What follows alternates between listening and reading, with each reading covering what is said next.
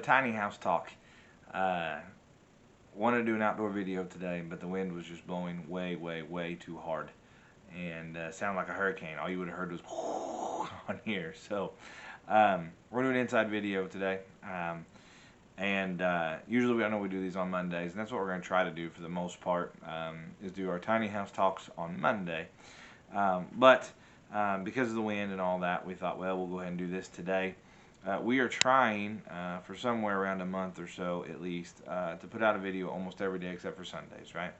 And so, sorry if I'm overloading you on videos on Facebook, but we are just trying to get our name out there, get something out there that people can learn from and be helped with, and that's what we're trying to do. So I want to thank you guys for watching our channel here on Built on Faith Homestead, and I want to thank you guys for sharing our videos and those kinds of things. It really helps a lot.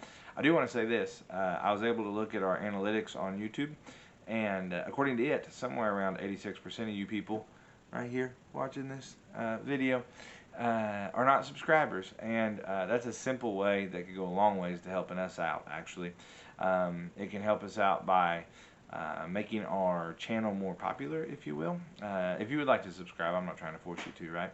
But making our channel more popular and moving it on up through the YouTube world where people can see it easier and those kinds of things. So you go a long ways to helping us out, and we'd appreciate it.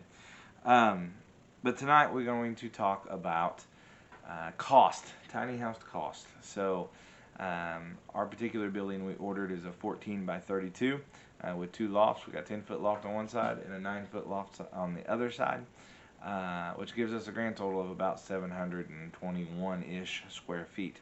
And so, when it came, it's just an empty shell. It was just 2x4 studs, and that's it, right? And it had stuff on the outside of the roof. But none of the inside work was done. None of the walls were built or anything like that we added extra to wall off a bedroom and a bathroom and those kinds of things. So there's cost involved with that. I know a lot of people look at these little shed buildings. You see the little lots around all over towns, different towns. And one of their sales gimmicks usually is that they have like no credit checks and it's low payments and all that. And it is, right? Those are all good things, I guess. But at the end of the day, there's still cost involved with finishing out the inside of the house. We want to talk about that some this evening. So the building prices are really going to fluctuate some. I know our building went up $1,000. We ordered it. When I called to order it, the lady said if I'd ordered it the week before, during all the COVID madness, it'd have been $1,000 cheaper, and which is aggravating, no doubt about it. But I know the building's cost is going to fluctuate some. I'm going to give you guys kind of just general numbers. I'm not real comfortable sharing real particulars with you guys, right, as far as numbers go, down to the dollars and cents. It's just not something that I'm really comfortable sharing with much anybody, right, except for my wife mostly. But obviously, there is cost involved. So our building was around $12,000 just for the building itself. And then you can expect somewhere between $10,000 and $20,000 to finish it out. And of course that can be a lot more higher if you get really fancy stuff, right? And it can be lower if you do things a little bit differently. I know things we could have done is we could have not went with a tin ceiling in our house. That drove the cost up some because the tin got really high during all the COVID madness. Something else that we could have done to lower our cost is to put in a cheaper flooring, right? So I went with the me and Melissa decided on the LPV, right? The luxury vinyl plank. It's a floating floor.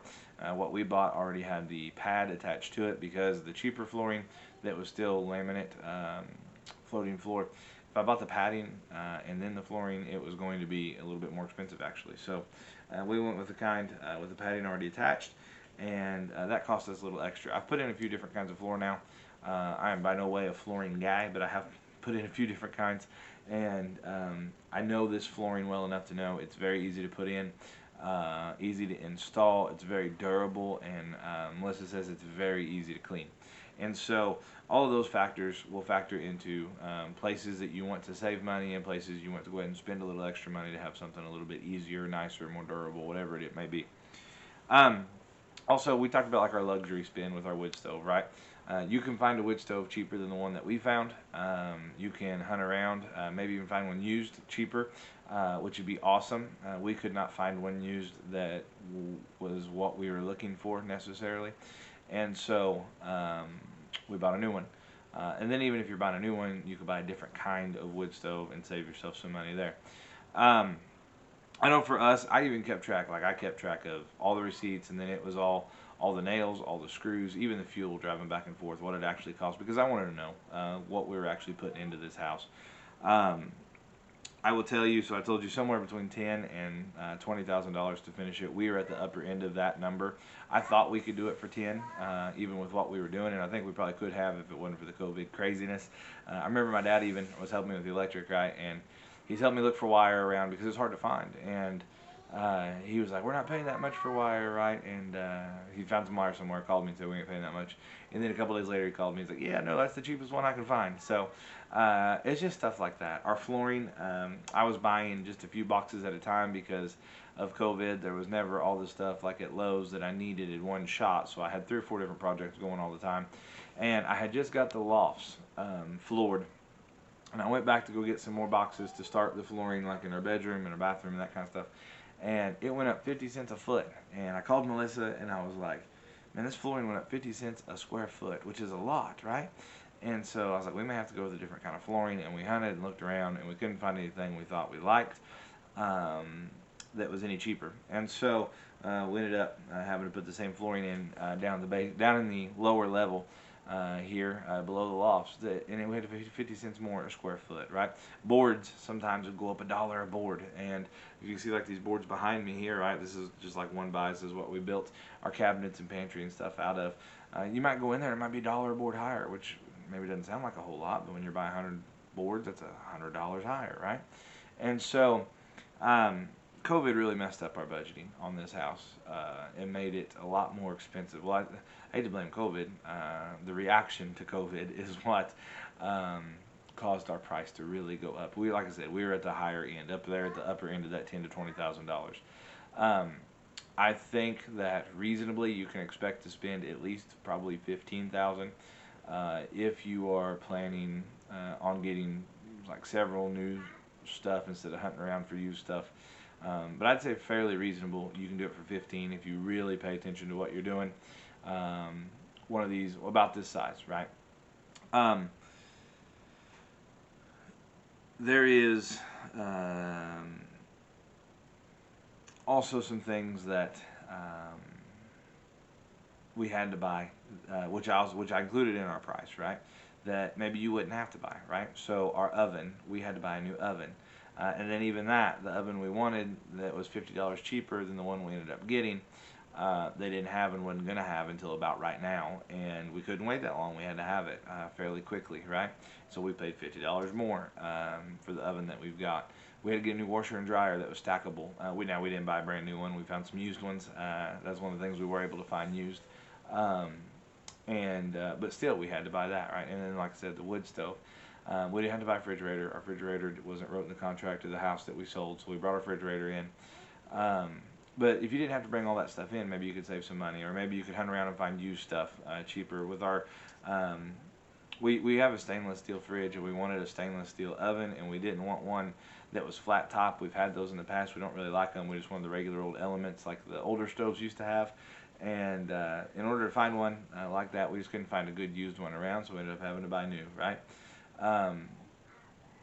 We could have maybe done like shelves instead of cabinets, but the reason why we chose not to is just because we were worried about like anytime you go to use something, would there be like dust in it or something like that, and you have to be washing it out and then using it again, right? Wash it after you eat, put it up, and then have to rinse it back out before you're able to use it or something like that. And so maybe you could save some money there.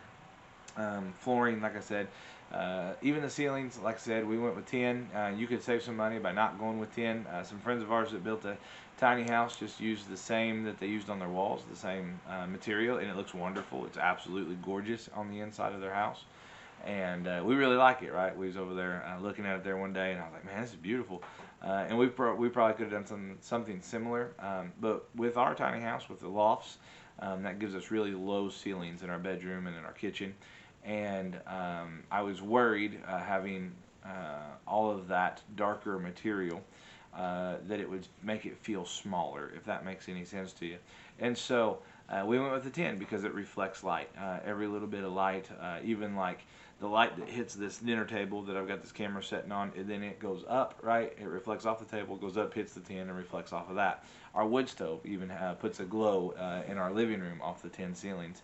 Whenever the sun's out and we got that natural light coming through the windows, it reflects off the 10. It just kind of makes everything feel more open. And so it wasn't for like no reason that we went with the 10. We had some reasons why. I despise drywall, right? I hate the stuff. I don't like to mess with it. I don't like to try to tape it and mud it and sand it and primer it. And I don't like painting either. It drives me insane. I can do it. I just don't like it. And so we went with paneling. You could go with a cheaper paneling. If you're a drywall guy, you could put in drywall. You know somebody that is, that's willing to help you out, and you can work out something cheap together. You could have done something like that, right, and save some money there. But I still think probably reasonably for something about the size of ours, you need to consider probably spending somewhere around $15,000, give or take, to finish the inside of your house and make it comfortable and livable and all those good things. Guys, we want to thank you guys for liking, for watching, for viewing. We ask that you share. If you like the content that you're getting, if you like our videos, if you enjoy watching our videos, we do ask that you subscribe, maybe hit that notification bell. That way you'll get notified every time a video comes up. Like I said, it would really go a long ways to helping us out. Also, don't forget to check in with us every once in a while over on Rumble. Also on Leaving Egypt, which is our Bible study page. I haven't put any new videos out in a long time on it. But it takes a lot longer to put together a Bible study. But I have got one going around in my noggin that I think I may have to do now. So keep an eye out for maybe some Bible study videos also coming out. Guys, I know that these tiny homes maybe aren't for everybody, but if it's something you're interested in, I hope this will help you understand some of the expense that is involved. Still, even if you're got to spend $10,000 or $15,000 finishing the inside of the house, and then you spend another between 10 and 15. So let's say you're $30,000 in, right? If you're $30,000 in on getting a tiny house done that's about the size of ours, right? It's somewhere around 720 square foot. You got a 720 square foot home for somewhere around 30 grand. That's a whole lot cheaper than you're going to find one on the real estate market. That's a whole lot cheaper than you're going to be able to hunt and peck and find one around any other way that I can find. We even looked at trailers. Trailers were not really a viable option as they were a lot higher, especially new ones. And then you find a used one, then we're going to have to dump about the same amount of money in to fix it up. These are built just like a house, right? Top plates, bottom plates, the studs are spaced out just like a house.